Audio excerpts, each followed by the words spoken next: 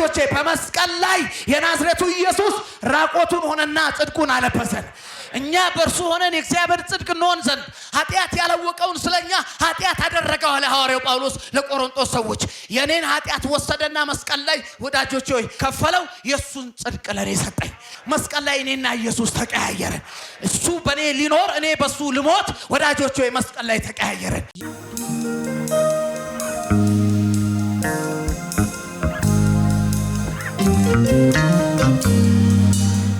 ከኔ ጋራ የምንካፈለው ሐሳብ በዚህ በሕማማቱ ሰሞን በጌታ በኢየሱስ ክርስቶስ የመስቀል ሥራ ጉዳይ በግል የመጽሐፍ ቅዱስን እያጠናው አንዳንድ ቦታዎችም ደግሞ እግዚአብሔርን ጸጋ ለማካፈል ሲሄድ ከዚሁ ሐሳብ ጋራ የተያዙ የመጽሐፍ ቅዱስ እውነቶችን እየመረመርኩ ባለበት ሰዓት ነው ይሄንን እግዚአብሔርን ጸጋ ለማካፈል እድል ያገኘሁት።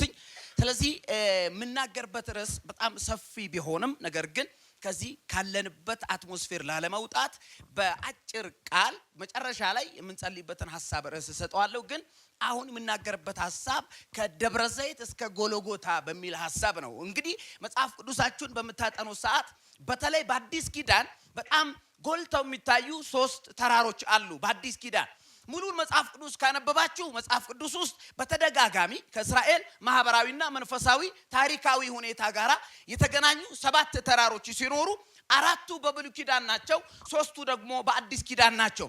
እነዚህ 3 ተራሮች በክርስቶስ ኢየሱስ አገልግሎት ውስጥ ጉልህ ሚና ያላቸው በአራቱም ወንጌላት ላይ በተደጋጋሚ በተለይ ደግሞ ከጌታ ከኢየሱስ የመስቀል ሥራ ጋር በተገናኘ በተደጋጋሚ የተነሱ ሲሆኑ አንዱ ማቴዎስ ወንጌል ምዕራፍ 17 ላይ የሚገኘው የመገለጥ ወይም ደግሞ የክብር ተራራ የሚባለው ጌታ ኢየሱስ ክርስቶስ 3ቱን ደቀ መዛሙርት ይዞ ሄዶ ፊቱ ያበራበት ልብሱ የተለወጠበት በጎን ኤልያስና ሙሴ ተገኝተው ይሄንን ያየ ጴጥሮስ በጣም ስሜታዊ በመሆን እነዚህን 2 ሰዎች እዛው ተራራ ላይ ለማስቀረት ድንኳን እሰራለሁ ብሎ ሐሳብ ያቀረበበት ነገር ግን ሐሳቡን አብ የተቃወመበትና በደመና ኤልያስና ሙሴን ወስዶ ኢየሱስን ብቻ ያስቀረበት ከፊት ላለው የአዲስ ኪዳን ዘመን ምልክት የሰጠበት ከዚህ በኋላ እግዚአብሔር በሕግና በነቢያት ሳይሆን በክርስቶስ ኢየሱስ በሚደረገው የጸጋ ዘመን ነገሮችን እንደሚቀጥል ያሳየበት የታቦር ተራራ የምንለው ሲሆን ሁለተኛው ደግሞ የደብረ ዘይት ተራራ ነው። ደብረ ዘይት ተራራን የምታገኙት በጌታ በኢየሱስ አገልግሎት ውስጥ በተደጋጋሚ ለጸሎት ሲጠቀመው ሲሆን ሉቃስ ወንጌል ምዕራፍ 22 እና ማቴዎስ ወንጌል ምዕራፍ 26 ላይ ታገኙታላችሁ። እሱን አሁን እኔ ለመናገር ጊዜ የለኝም። የምናገርበት ዋና ሐሳብ በጎልጎታ ተራራ ላይ ስለሆነው ነው። የምናጠናው ተራሮቹ ላይ የተደረገው ነገር ሳይሆን የተደረገው መንፈሳዊ ጉዳይ ነው። በደብረ ዘይት ተራራ እንደምታውቁት የጸሎት ተራራ ነው። እንደውም በሉቃስ ወንጌልና በማቴዎስ ወንጌል ላይ ኢየሱስ በመደጋገም እነዚህን ተራሮች ለጸሎት ይጠቀም እንደነበረ የእግዚአብሔር ቃል ይናገራል። እንደ ልማዱ ይላል የደብረ ዘይት ተራራ ላይ ኢየሱስ ሲወጣ የዛን ቀን ብቻ ሳይሆን ኢየሱስ ክርስቶስ በእነዚህ 3 ዓመት ተኩል የአገልግሎት ጊዜያቶቹ የደብረ ዘይት ተራራን ለጸሎት ይጠቀማል። እሱ ብቻ ሳይሆን በደብረ ዘይት ተራራ ላይ አንድ ግርጌው ምንድነው ጌቴሰማኒ የሚባል ቦታ አለ። ሰሞኑን እንደተማርነው የደብረ ዘይት ተራራ ሙሉ የወይራ ዛፍ ያለበት ተራራ ሲሆን ጌቴሰማኒ የምትባለው በግርጌ ያለችው እንደታጠረች ሆነች ግሪን ኤሪያ ደግሞ ትርጉሙ የወይራ ፍሬ መጭመቂያ እንደሆነ እንመለከታለን። በእነዚህ በሁለት ተራሮች ላይ ትልልቅ ነገር ተደርጓል። እንግዲህ በዚህኛው በኩል ደብረ ዘይት ተራራ አለ፣ በመሃል መቅደሱ አለ፣ በዛ በኩል ደግሞ የጎልጎታ ተራራ አለ። እነዚህ ከ1 ነጥብ እስከ 2 ኪሎ ሜትር ድረስ ርቀት ያላቸው አንዱ መሃል ከተማ ላይ ሲሆን ሁለተኛው ደግሞ ጎልጎታ ተራራ ከከተማ ውጪ የሆነ ተራራ ነው። ጌታ ኢየሱስ ክርስቶስ በዚህ በደብረ ዘይት ተራራ ላይ 7 ነገሮች ያጋጠሙት ሲሆን ከዛም በኋላ ከደብረ ዘይት ተራራ ወርዶ እታች 6 ጊዜ ለፍርድ ቀርቦ መጨረሻ ላይ ጲላጦስ የተባለው ሰው ለአይሁድ አሳልፎ ሲሰጠው ቀጥታ ወደ ጎልጎታ ተራራ ወጥቶ የሚገርማችሁ ነገር 6 ሰዓት ላይ እንደተሰቀለ የእግዚአብሔር ቃል ይናገራል። እነዚህ 2 ተራሮች ለደህንነታችን ትልቅ ትርጉም ያላቸው ትልልቅ ነገር የተሰራባቸው ሲሆን ቅድም በነገርኳችሁ በማቴዎስ ወንጌል ምዕራፍ 26 እና እንዲሁም በሉቃስ ወንጌል ምዕራፍ 22 ላይ ኢየሱስ ክርስቶስ ለጸሎት ይጠቀመው የነበረው የደብረ ዘይት ተራራ ልዩ ስሙ ጌቴሰማኒ የተባለው ቦታ ላይ 7 ነገር ሆኗል። አንድ በጣም ይጸልይ ነበር። በጣም አጭርና ግልጽ ጸሎት ነበር የጌታ የኢየሱስ ጸሎት። ጸሎቱ ምንድነው? ብትወድ ይቺ ጽዋ ከኔ ትለፍ። የሚገርማችሁ ነገር ስለዚህ ጉዳይ ሳጠና ወይም ደግሞ ሰሞኑን እየተማርን እንዳለ ነው ጌታ ኢየሱስ ክርስቶስ በአብ ፊት ያቀረበው ልመናና ጸሎት አንድም በጭወት ሁለትም በጭንቀት እንደነበረ የእግዚአብሔር ቃል ይናገራል። በክርስቶስ ኢየሱስ ጸሎት ውስጥ ጌቴሰማኒ ከኋላው የድንጋይ ውርወራ ያክል ራቅ ያሉ ድምጹን የማይሰሙት ግን በአይን የሚያዩት 3 ደቀ መዛሙርት አሉ። ሌሎቹ ተቀንሰዋል። ተራራው ስር ወይም ሌላ ቦታ ሊሆኑ ይችላሉ። ግን ሁሉ ጊዜ እነዚህ 3 ሰዎች ጌታ ኢየሱስ ወደ ተራራ ይዞ ወደ ሌላ ጉዳይ ይዞ ይወጣ እንደነበረ ሌሎች የወንጌል ክፍሎች ይናገራሉ። እና በዚህ ውስጥ ጩኸት ነበረው ጸሎቱ። አልሰሙትም ደቀ መዛሙርቱ። በርግጥ አብም ራሱ ጸሎቱን ሰምቶታል ግን አልመለሰለትም። እንደገናም ደግሞ ጭንቀትም ውጥረትም ነበረው በክርስቶስ ኢየሱስ ጸሎት ውስጥ።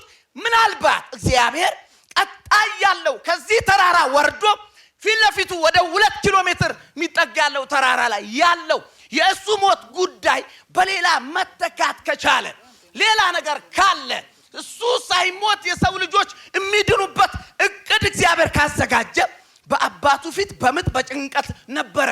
ወንጌላት ስለዚህ ጉዳይ ሲናገሩ አንዳንዶችም የክርስቶስ ኢየሱስ ጭንቀት የሚገርማችሁ ነገር ከውጥረቱ የተነሳ እንደ ደም ነጠብጣብ የሆነ ላብ ይፈሰው ነበር ይላል። ኢየሱስ ሞቆት አይደለም። ኢየሱስ የሚገርማችሁ ነገር ደክሞት አይደለም፣ ጨንቆት ነው። ሰው በጣም ውጥረት ውስጥ ሲሆን ፍርሃት ውስጥ ሲሆን እንግዲህ ዶክተሮች እዚህ ውስጥ አሉ የሚያመነጨው ሆርሞን አለ እና ያኛው ውስጡ ያለው ጭንቀት ፊቱ ላይ ይነበባል። የጌታ ኢየሱስ ጭንቀት ፊት ለፊት ያለውን ጽዋ በማየት እንደዚህ ስታዩ ይቺ ጽዋ ያላት ጌቴሰማኒ ላይ ፊት ለፊቱ የቀረበ ጽዋ አታገኙም። ነገር ግን በመንፈስ ሊጠጣው ያለ መራራ ጽዋ፣ ሊጠጣው ያለ የሞት ጽዋ፣ ሊጠጣው ያለ የቁጣ ጽዋ ሳይጠጣው የሚወሰድበትን መንገድ ወደ አብ ቢያቀርብም ግን ጌቴሰማኒ ላይ እግዚአብሔር ለኢየሱስ ሌላ እቅድ እንደሌለው ሲነግረው ጌታ ኢየሱስ ክርስቶስ የራሱን እቅድ የሚገርማችሁ ለአብ ሰጥቶ የአብ እቅድን ተቀብሎ ነው የወረደው።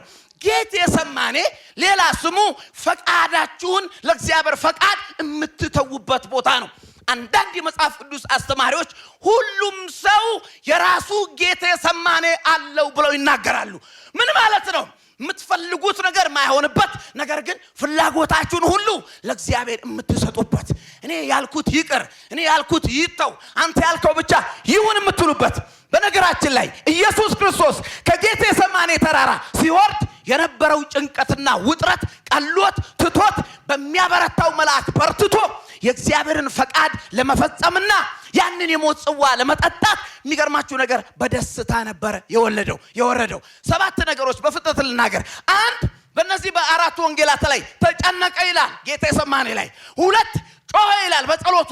3ኛ አዘነ የሚል ቃል አለ። በትምህርቱ ፈጽሞ ማዘንን የተቃወመው አትጨነቁ ሲል የነበረው ወዳጆቼ ሆይ አትዘኑ ሲል የነበረው ከፊቱ ካለው ጽዋ የተነሳ ጭንቀትና ማዘን በጌታ በኢየሱስ ውስጥ ነበረ። ሌላው እንደነገርኳችሁ ላቡ እንደ ደም ነጠብጣብ ይላሉ። እንደውም ዮሐንስ ይሁን ማን እንደሆነ አላቅም እንደ ደም ነጠብጣብ ሳይሆን ራሱ የደም ነጠብጣብ ነው ጌታ ኢየሱስ ክርስቶስ በዛ በጌቴሰማኒ ያንጠባጠበው ብለው ተናግረዋል። ያም ሆነ ኢየሱስ ክርስቶስ በከፍተኛ ውጥረትና ጭንቀት በጌቴሰማኒ ባለበት ሁኔታ ውስጥ ሌላ ተጨማሪ ኢየሱስ የተጨነቀበት፣ ኢየሱስ የጮህበት፣ ኢየሱስ ያዘነበት ብቻ ሳይሆን የተካደበትም ቦታ ነው ጌቴሰማኒ። በጣም ይወደው ከነበረው ደቀ መዝሙር አንዱ ያስቆሮጡ ይሁዳ እቺ ልዩ ቦታ ስለሚያቃት ደግሞም ሌሊት ስለሆነ ጌታ ኢየሱስ ክርስቶስ የት እንዳለ ለመጠቆም የሮም ወታደሮችን ይዞ በመምጣት እዛው የደም ነጠብጣብ ያንጠባጠበበት ቦታ ላይ ነበረ ኢየሱስን ስሞ አሳልፎ የሰጠው። እሱ ብቻ ሳይሆን እነ ጴጥሮስ አብረውት እንዲጸልዩ እንዲያበረታቱት ፈልጎ ነበረ፣ ግን እነሱ ተኝተው ነበር ይላል። የተተወበትም ቦታ ነው በሰውም እንደገናም በአብም። የመጨረሻው በሮማውያን እንደ ተራ ወንበዴ ራሱ ብሏቸዋል። ሲያያቸው አንድ ወንበዴ ሊይዝ እንደመጣ ሰው ሌባ ሊይዝ እንደመጣ ሰው ገመድ ይዘዋል ቆንጨራ ይዘዋል የሚገርማችሁ ነገር ኢየሱስ ክርስቶስን የያዙበት ልብና የያዙበት መንገድ ወዳጆች በእንክብካቤ አይደለም ኢየሱስን የያዙት ውሃ እየሰጡት አይደለም ኢየሱስን የያዙት እያዋሩት እያማከሩት አይደለም ኢየሱስን የያዙት እያዋረዱት ነው የክርስቶስ ኢየሱስ ውርደት ጎልጎታ ላይ ሳይሆን ገና እዚሁ ጌቴሰማኒ ያለበት ቦታ ላይ ነው የጀመረው አንድም መካድ ሁለትም መተው ሶስትም መዋረድ በጥፊ የመቱት እዛ ቦታ ላይ ነው እንደ ተራ ወንበዴ ራሱ ብሏል ትላንት ከናንተ ጋር መቅደስ ነበርኩኝ ምን ለምን አልያዛችሁኝም አሁን አንድ ተራ ወንበዴ እንደሚያዝ እኔን እዛ እታች ሌላ ተራ ወንበዴ በሰላም ይለቀቃል እዚህ ንጉስ እንደ ወንበዴ ይያዛል ታውቃላችሁ ኢየሱስ እንደወረደ አንድ ተራ ወንበዴ ከእስር ቤት በኢየሱስ ፋንታ ሲለቀቅ ላይ ግን ንጉሱን እንደ ወንበዴ አርገውታል ቅድም ፓስተር ፋኒ ሲናገር መቀያየር የሚባለው ጉዳይ በብዛት መስቀሉ ላይ ተደርጓል በኋላ ነግራችኋለሁ አስደናቂ የሆነ ልውውጥ ነው ጎልጎታ ላይ የሆነው እነዚህን ሁሉ ጨርሶ ተጨንቆ ጮሆ አስኖ ደሙ እንደ ምንድነው ላቡ እንደ ደም ነጠብጣብ ተንጠባጥቦ በይሁዳ ተክዶ በነ ጴጥሮስ ተትቶ በሮማውያን ተይዞ ሲጨርስ የሚገርማችሁ ነገር ወረደ ይላል በነገራችን ላይ የክርስቶስ ኢየሱስ መስቀል ሲመጣ ሰዎች ለማልቀስ ነው የሚዘጋጁት የሆነ የሚያሳዝን ሰውዬ ነው የሚታያቸው እንደዚህ አንገቱን እንደዚህ አድርጎ ደሙ እየተንጠባጠበ ያለ ምንም ማድረግ የማይችል ሰውዬ ነው የሚታያቸው ወንድሜ እዛ ላይ ያለ የዓለምን ሁሉ ኃጢአት ሰብስቦ የከፈለ ባለጠጋ ነው እዚህ ላይ ያለው ምስኪን ሰው እንዳይመስል ይያልክ የምታለቅስለት እንዳይመስል እንደውም ይያለቀሱ ሲከተሉ ለራሳቸው አልቅሱ ብሏል እኔ መስቀልን ሳስብ ጀግና ነው ማየው ሞትን ፊት ለፊት የተጋፈጠ አንበሳ ነው ማየው ስለዚህ እኔው ላስለቀሳችሁ አይደለም የሆነ ቦታ ላይ የሆነ ጉባኤ እንደዚህ ይሄንን ሐሳብ ያወራ ያንዳንድ ሰዎችን ባቀርር ብሎ ሳይ የሚገርማችሁ ነገር ሐሳቡን ለውጥ ላስለቀሳችሁ ሳይሆን አሁን ኢየሱስ በአብ ቀኝ ነው ያለው አሜን ምታዝኑለት ሲያሳዝን ምትሉት አይደል እንዴት እንደማትሉት በኋላ መጣላችኋል በዚህ ሁሉ ውርደት ውስጥ አልፎ ጌታ ኢየሱስ ክርስቶስ እታች 6 ጊዜ ነው የተፈረደበት ወዳጆች ሆይ እዚህ ውስጥ ፍርድ ቤት የምትሰሩ ሰዎች በእውኑ የትኛው አጣብቂኝና አስቸኳይ ጉዳይ ነው ፍርድ ቤት ለሊት የሚያስከፍት የጌታ የኢየሱስ ውሳኔ የተሰጠው ግን በእኩለ ለሊት ነው አንድም ተጭበርብሮ ሮማውያን ጋር ሲወስዱት ንጉስ ነኝ ብሏል ብለው አይሁዳውያን ጋር ሲወስዱት የሚገርማችሁ ነገር መቅደሱን አቃጥላለሁ ብሎ ሐሰተኛ ምስክር አድርገውበት ነው አንቀሽግጀው 3 ጊዜ ሐናና ቀያፋ 3 ጊዜ አንዴ ጲላጦስ ሄሮድስ ጋር ላከው ሄሮድስ መልሶ ጲላጦስ ጋር ላከው በስድስተኛው ፍርድ አይሁዳውያን እጅ ላይ እንደፈለጋችሁ አድርጉት የሚል ደብዳቤ ደረሰ ግን እነሱ መግደል ስለማይችሉ የሚገሉላቸው ሮማውያንን የሚገርማቸው ነገር መደቡላቸው ጌታ ኢየሱስ ክርስቶስ ጎልጎታ ወደ ተባለው ተራራ ወጣ አንድ እግዚአብሔር ቃል አንብብና በጎልጎታ ተራራ ላይ ስለሆነው ነገር ጥቂት እንነጋገራለን መጽሐፍ ቅዱሶቻችሁን የዮሐንስ ወንጌል ምዕራፍ 19 ቁጥር 17 ላይ አውጡ እቺን ካነበብኩ በኋላ የሞቱ ዓላማና በረከቶች 3 ነጥቦች ወይ 4 ነጥቦች እናያለን እንደዚህ ይላል ኢየሱስንም ይዘው መስቀሉን ተሸክሞ በዕብራይስጥ ጎልጎታ ወደ ተባለ የራስ ቅል ስፍራ ወደሚሉት ወጣ በዚያም ሰቀሉት ከሱ ጋር ሌሎች 2 አንዱን በዚያ ኢየሱስንም በመካከል ሰቀሉት በነገራችን ላይ አራቱንም ወንጌል ለማንበብ ሞክሬያለሁ ስለ ክርስቶስ ኢየሱስ መስቀል ዝርዝር ሁኔታ አላስቀመጡም ምክንያቱም ጌታቸው ስለሆነ እየተከታተሉ ውርደቱን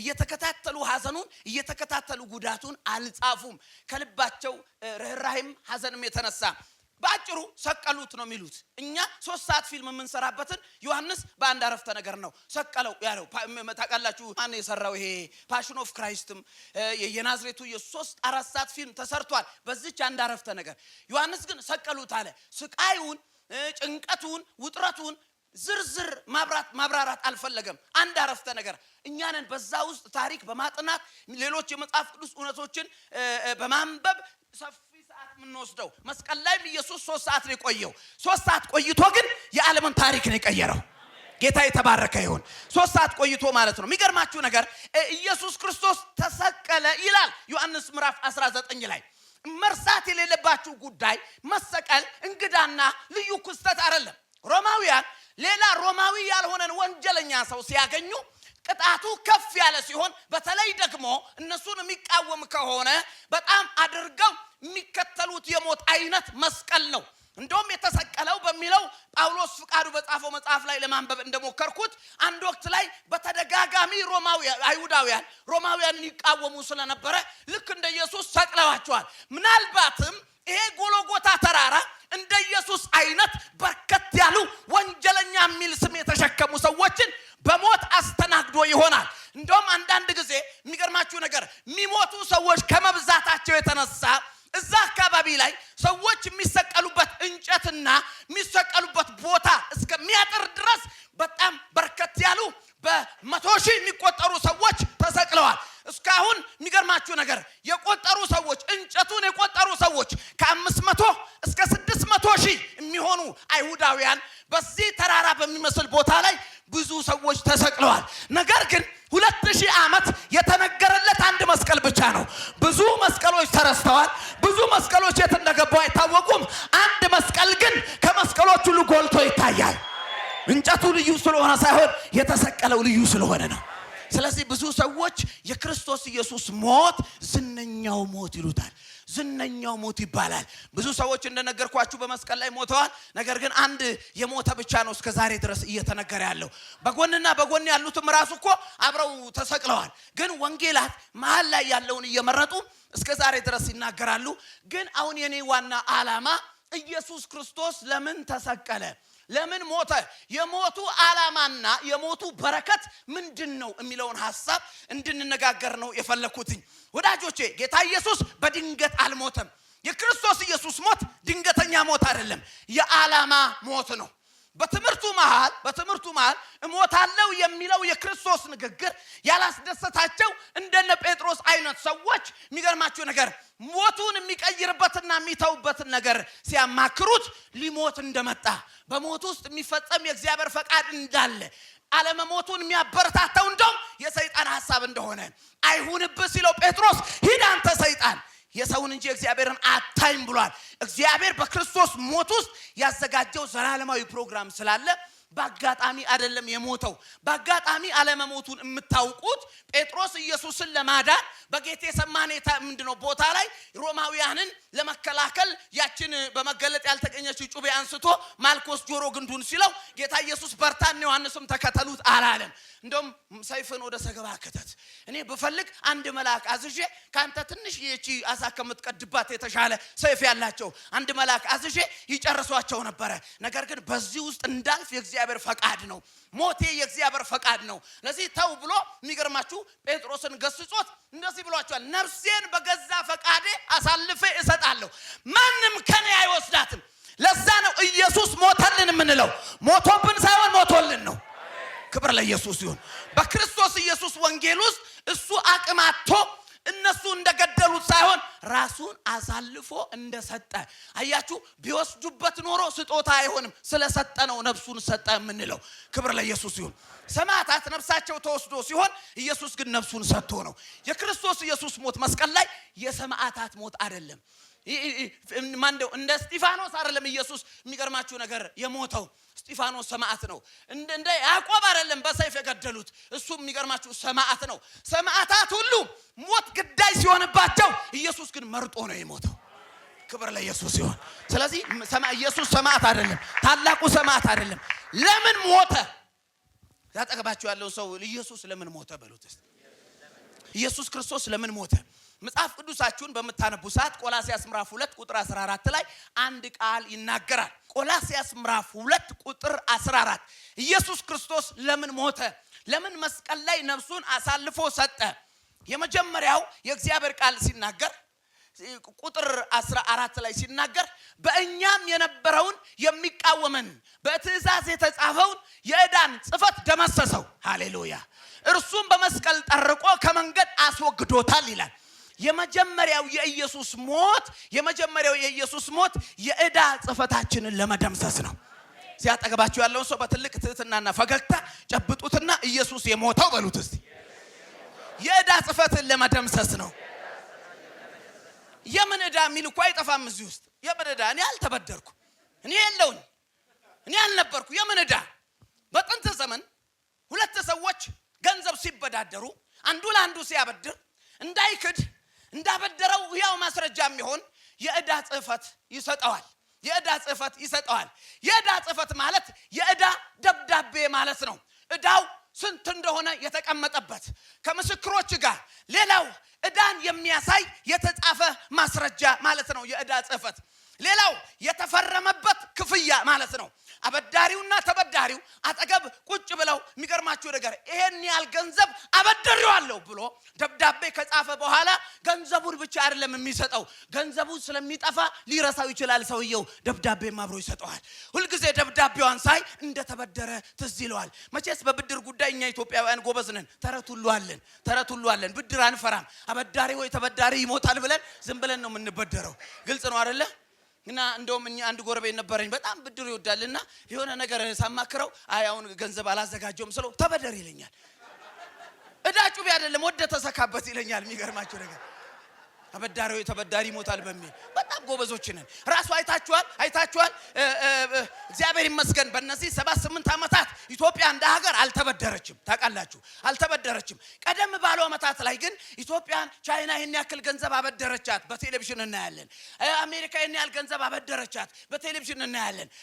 ራሱ ስንበደር ራሱ ፊርማ ሲለዋወጡ አይታችኋል። የምናበድር ነው የምንመስለው እኮ ፋይል ስንሰጥ። የኛ ተበዳሪዎች ግን እግዚአብሔር በእውነት ይባርካቸው። ጎንበስ የሚለው ፈረንጁ ነው። ጎንበስ ብሎ አበድሮ አልበኋላ ጎንበስ አድርጎ ሊያኖረን እኮ ነው። ዕዳ ቀና ብለህ ትቀበለውና ጎንበስ ብለህ ትከፍለዋለህ። ሁላችንን ወክሎ አዳም ኤደን ገነት ተበደረ።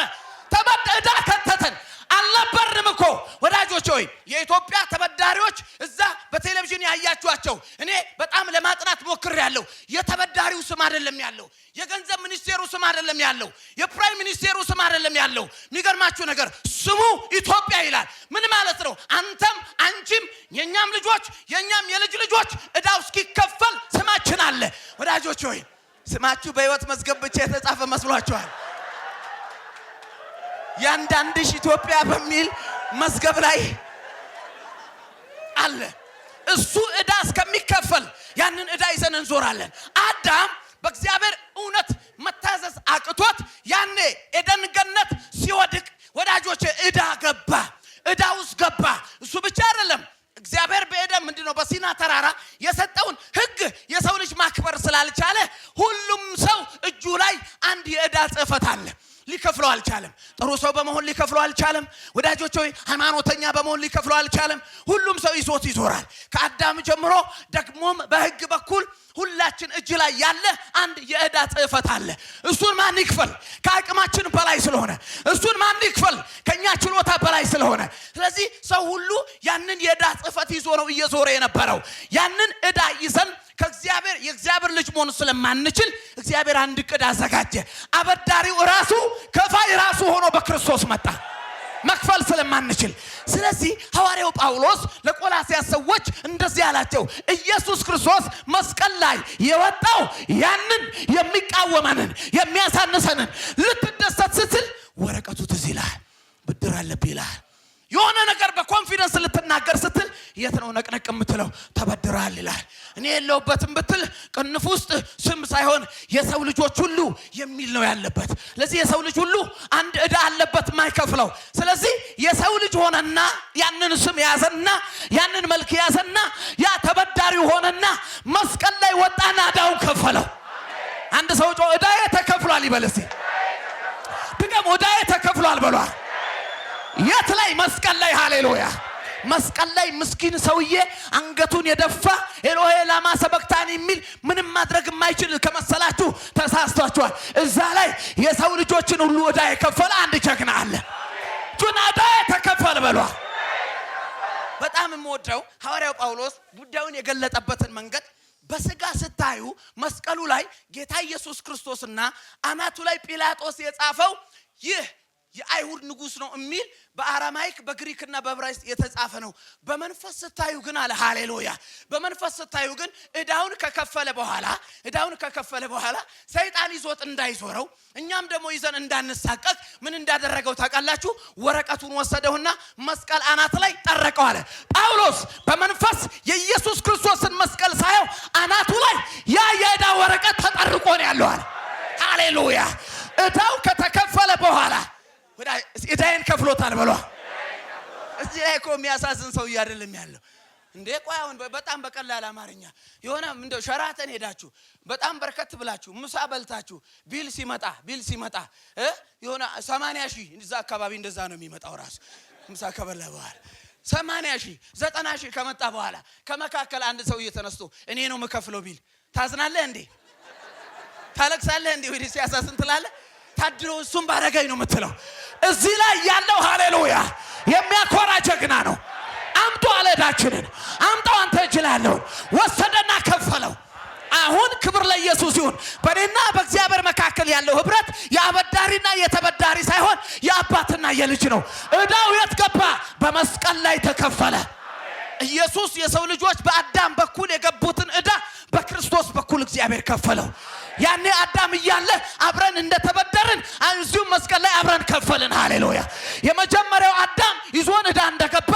የኋለኛው አዳም ደግሞ እዳን ከፈለ ኢየሱስ የሞተው ለምንድነው እዳችንን ሊከፍል ሲጮና እዳዬ ተከፍሏል በሉ ደግሞ እዳዬ ተከፍሏል በሉ በጣም ልጆኜ ከ18 ከ19 አመት በፊት የልጆች ደህንነት ካስተማርኩና ካስጠመቅኩ በኋላ ትንሽ የመስቀል በቅርጽ ሰጥተው ስጦታ ሰጡኝ ከዛ ሁሉ ጊዜ ስቲል አሁን ድረስ 20 ምናምን አመት ያቺ መስቀል እኔ ጋር አለች እና ሁሉ ቤት ስቀይር ራሱ መጀመሪያ ለሚሸከሙ ሰዎች ማለሰጠው ራሴ የሚሸከመው ያን መስቀል ነው መጀመሪያ አመጣና ግርግዳ ላይ አስቀምጠዋለሁ እና ሁሌ ጧት ኮንፌስ አደርጋለሁ እዳዬ እዚህ መስቀል ላይ ነው ሰይጣን እኔን እዳ ከፈለክ እዛው ፈልገው እኔ ጋር የለም እያልኩ ማለት ነው እና ጨርቆስ ውስጥ የሆነች 4 በ4 ቤት ተከራይቼ ሁሌ ነው ገና የመጀመሪያ ቀን ገብቼ ሰቀዬ እዳዬ ተከፍሏል ስለ አከራይዋ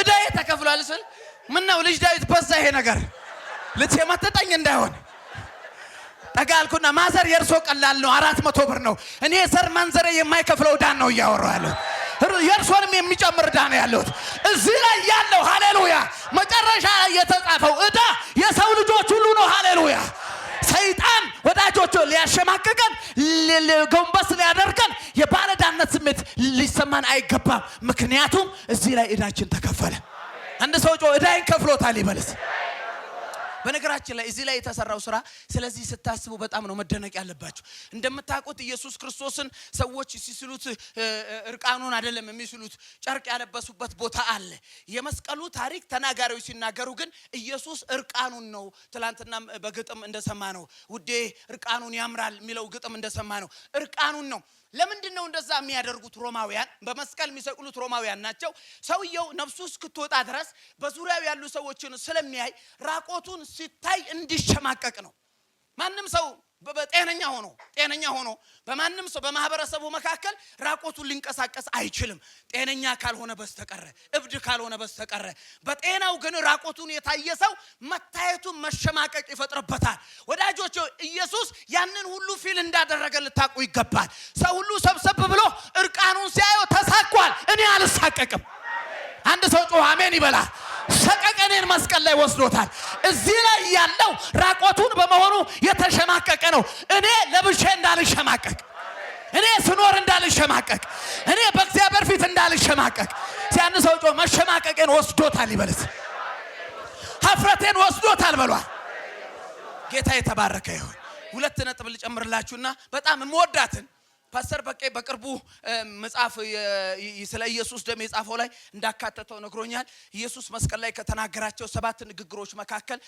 አንዱን እናገርና ጸልየን ዘምረን ነው የምንጨርሰው ሁለተኛው የኃጢአት መስዋዕት ለመሆን ነው ኢየሱስ መስቀል ላይ የሞተው በተለይም ደግሞ በዋነኝነት እንደምታውቁት በብሉይ ኪዳን አንድ ሰው ኃጢአት ሲሰራ ምንድነው የሚያደርገው በቃ የኃጢአት ደሞዝ ምንድነው ሞት ነው ስለዚህ እንዳይሞት ምትክ ሞት ያዘጋጃል የመቤዠትን ስራ እግዚአብሔር አዘጋጅቷል ወደ ኢየሱስ የሚጠቁም ስለዚህ አንድ ንጹህ በጊዞ ይመጣል ገስቶ ከዛ ለካህኑ አይኑን ወደ ካህኑ አርጎ እጁን በጉ ላይ አርጎ ለካህኑ ኃጢአቱን ይነግረዋል ዘርፍ ያለው ሰርቅ ያለው ገድይ ያለው እንደዚህ አርጋለሁ ብሎ አይኖቹ ወደ ካህኑ ነው እጆቹ ወደ በጉ ነው የዛን ሰዓት አንድ መንፈሳዊ ስርዓት ይከናወናል ይሄ የስርየትም ቀን ያለ ጉዳይ ነው ኃጢአተኝነት ሲሰማው እንዳይሞት ቶሎ ብሎ በግ ይፈልጋል ገበያ ሄዶ ንጹህ በግ ምንም የማይመለከተው ብዙም ብሎ ሳር እየጋጠ ያለ በግ ከሰውየው ጋር ምንም ግንኙነት የሌለው በሰላም ያለ በግ በሰላም ምን እየተጋየደ እንደሆነ አያውቅም በጉ ይገዛዋል ከዛ በኋላ መቅደስ ይዞት ይመጣል ለካህኑ ይነግረዋል እንደዚህ ሰርቻለሁ ጫን እጅን በጉ ላይ ይለዋል እጁን ይጭንበታል ምንድነው የሚሆነው መንፈሳዊ ስርዓት የሰውየው ኃጢአት በሙሉ እዛ ንጹህ በግ ላይ ይገባል ተላለፈ ማለት ነው ሰውየው አም ፍሪ ይላል ከዛ በኋላ መተሰርቃል ብትለው በጉን የሰረቀው ነው የሚለው ገድላል ብትለው በጉን የገደለው ነው የሚለው እኔ ነፃ ነኝ ተላልፏል ወደሱ ይላል ተላለፈ ተቃላችሁ ሰውየው ነፃ ሆኖ ወደ ቤቱ ሲሄድ ካህኑ አሁን በጉን ኃጢአተኛ ያደርገዋል የኃጢአት ደሞዝ ደግሞ ምንድነው ሞት ነው በጉ ምን ማለት አለበት መሞት አለበት ሰው በጉ ኃጢአት ሰርቶ ነው እንደ ሞተው ወዳጆቹ አይደለም የሰውየውን ኃጢአት ተሸክሞ ነው ቅድም ፓስተር ፋኒ ያነበበው ኢሳይያስ 53 ላይ መተላለፋችንን ተሸከመ የሚለው በመቅደስ ውስጥ ብዙ በጎች የማይመለከታቸውን ኃጢአት ተሸክመው ታርደዋል ልክ እንደዚሁ ኃጢአት የለበትም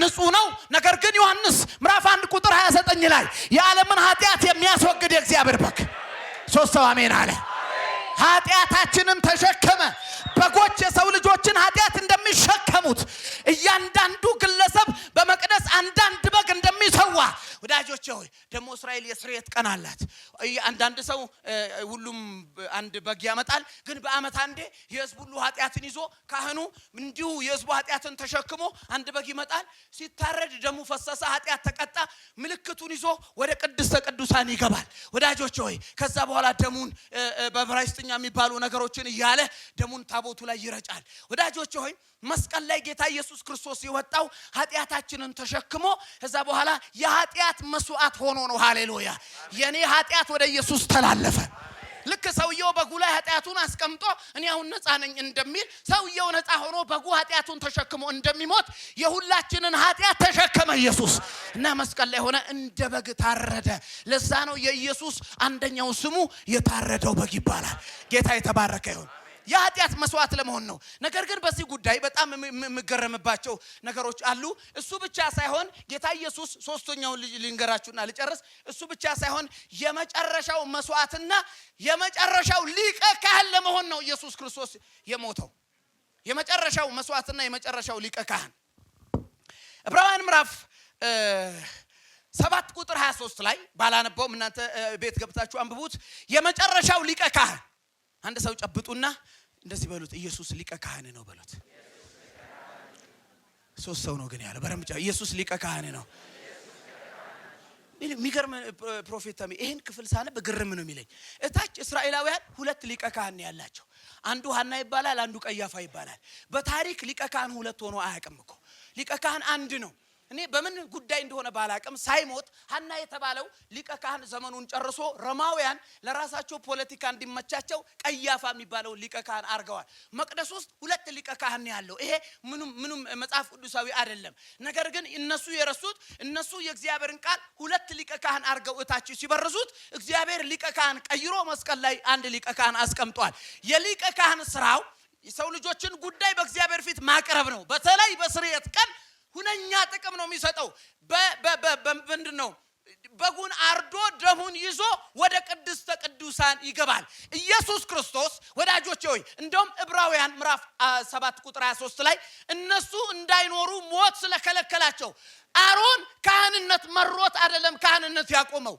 ስለሞተ ነው እንጂ በጣም ደስ የሚል ጉዳይ ነው ካህንነት ሽቶ ተቀባለ ከዛ ከሩቅ ድረስ ነው የሚሰማው የሰው ልጆች ኃጢአትን ተሰማለ የተመረጠውን ተበላለ መከራ ያበሉን እኮ ኢትዮጵያ ውስጥ ያሉ ናቸው እንጂ የድሮ የብሉይ ኪዳን ካህናት እኮ የተመረጠውን ነው የሚበሉት ለራሱ ያመቻቸ ሚልኮ አይጠፋል ተመልከት እንግዲህ ህዝቡ ሁሉ ሰርቶ አስራቱን ወደ ካህን ያመጣል እግዚአብሔር ሰውን ወክሎ ወደ እግዚአብሔር የሚቀርብ ነው ወኪላቸው ነው ብሉይ ኪዳን ነው ሰው ሁሉ ተሰብስቦ ቅድስተ ቅዱሳን አይገባም አይበቃም በሩ አንድ ሰው ብቻ ነው የሚቻለው በአመት አንዴ ህዝቡን ሁሉ ወክሎ የውክልና ሰውየው ወኪል ደሙ ውክልና እንደዚህ አርጎ ነው እና ይሞታሉ ካህናት ሲሞቱ ሌላ ካህን ይመጣል ሌላ ሊቀ ካህን እኛውም ይሞታል እና እንዴት ይደረግ አንድ ቀን ግን እነዚህ የሞቱ የሚቀያየሩትን በአንድ ካህን ቀየረው በማይሞት ካህን አሮን ሞቶ ክህነቱ ተቀየረ ወዳጆ ሌሎች ካህናት ሞተው ክህናቸው ተቀየረ ሞትን ያሸነፈ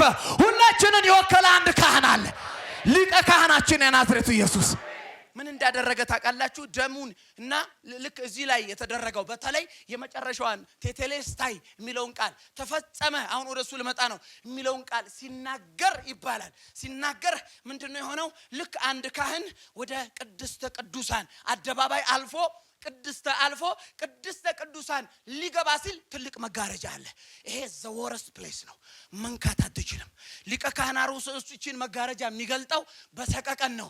ከዚህ በኋላ ያለው ጉዳይ በእግዚአብሔር ቸርነት ነው። ሊሞት ይችላል።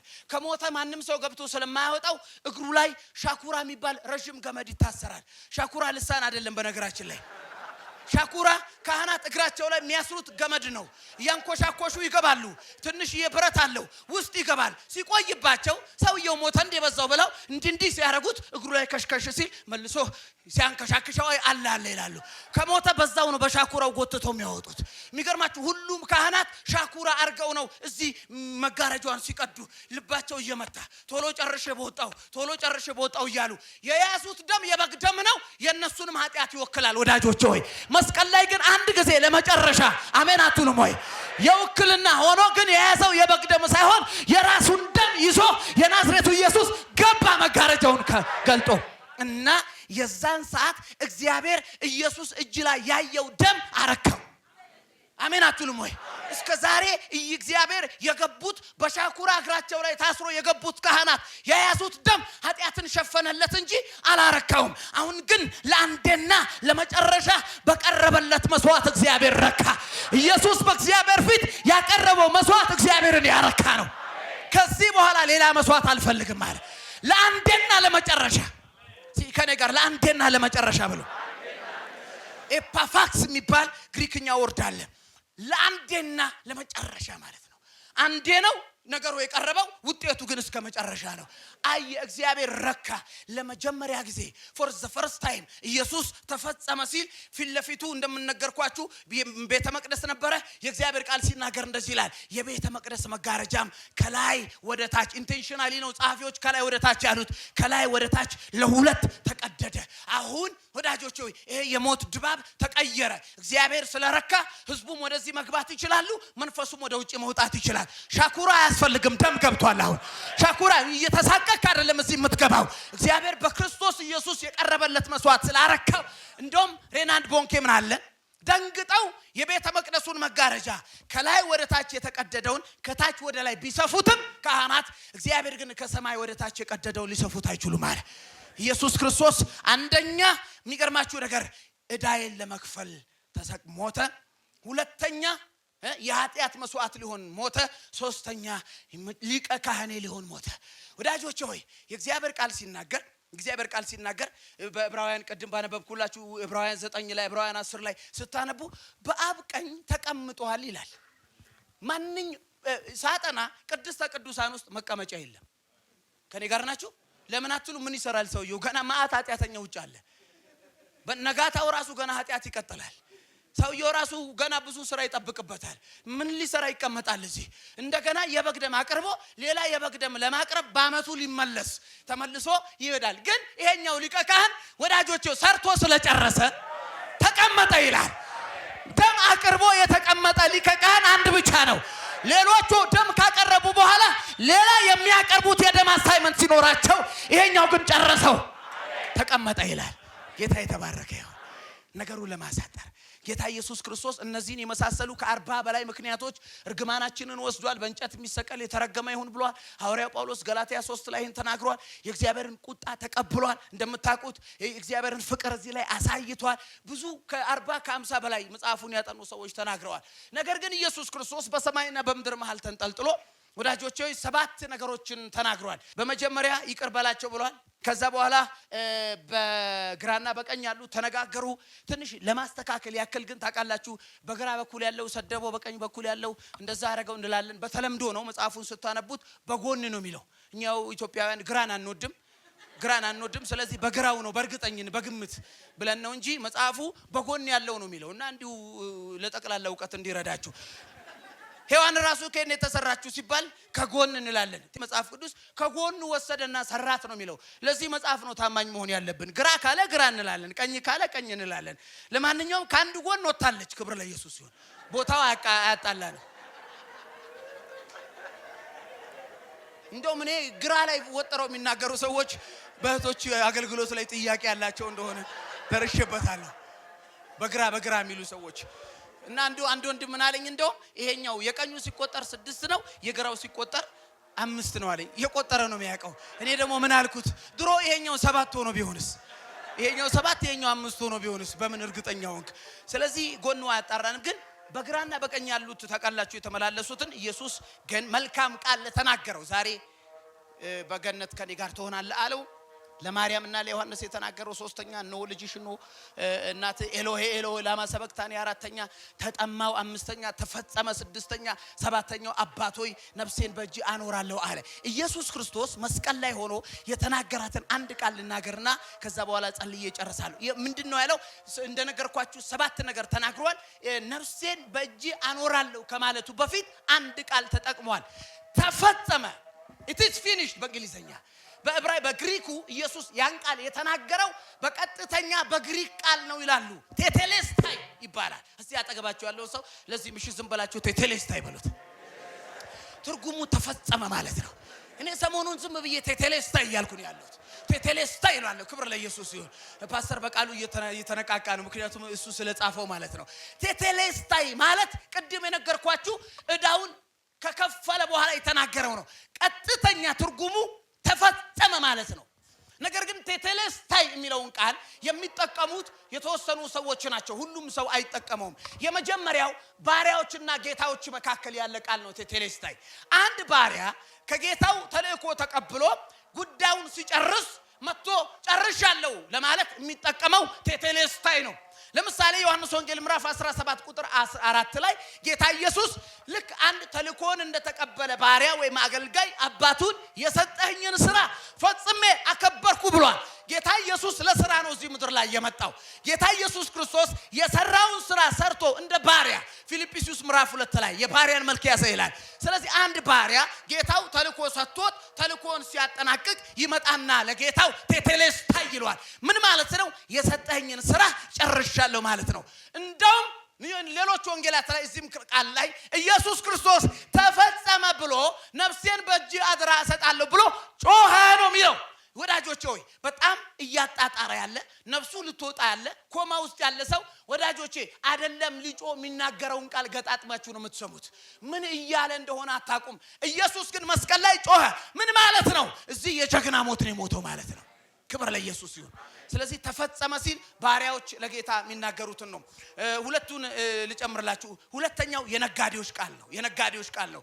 የሚገርማችሁ ነገር አንድ ተበዳሪ ወይም በንግድ መካከል መርካቶ አካባቢ ምን ቃል እንደሚበዛ አላቅም፣ ወይም ደግሞ ንግድ የሚበዛበት አካባቢ ላይ አይታችሁ ከሆነ ልክ አንድ ሰው ከፍሎ ገንዘቡን እንዳሁኑ ዘመናዊ መገበያያ ስለሌለ ገንዘብ ነው የሚቀበለው። ገንዘቡን ተቀብሎ ቆጥሮ ሲጨርስ ሙሉ በሙሉ ተከፍሏል ማለት ነው። ቴቴሌስታይ ማለት ከኔ ጋር ናችሁ? ለዚህ ነው ኢየሱስ አንድም ሳያስቀር መስቀል ላይ ከፍሎታል የምንለው። ቴቴሌስታይ ሲል የሰው ልጆችን ዕዳ ሁሉ አጠናቅቄ ከፍየዋለሁ። ለኔ ለአንቺ ያስቀረው የለም። እጃችሁን ከፍ አድርጉን። ዕዳው ሙሉ በሙሉ ተከፍሏል ብሏል። ክብር ለኢየሱስ ይሁን። የመጨረሻው ልንገራችሁና እንጸልያለን። የወታደሮች ቃል ነው። ሮማውያን በተለይ በውጊያ መሃል ሲዋጉ ዝም ብሎ እንደዚህ የሆነ ውጊያ አይታችኋል። ዝም ብሎ ጥይት ሩር ማድረግ እንደዛ አይነት ነገር የለም። በዓላማ ነው የሚዋጉት፣ በሰይፍ ስለሆነ። ስለዚህ አጠገባቸው ያለውን ሰው ከመግደል ይልቅ ዋናውን መግደል ነው የሚፈልጉት። ከዚህ ጦርነቱ በተፋፋመ ሰዓት ዋናውን አለቃውን የጠላታቸውን ንጉሱን ለመግደል የሚደረግ ጥረት አለ። ንጉሱን ለመግደል ብቻ የሚቸኩሉ ሰዎች አሉ። ምክንያቱም በድሮ ጊዜ ጦርነቱ ህዝብ ሁሉ ካለቀ በኋላ አይደለም የሚያልቀው፣ ንጉሱ ሲሞት ነው የሚያልቀው። ከኔ ጋር ናችሁ አይደለ?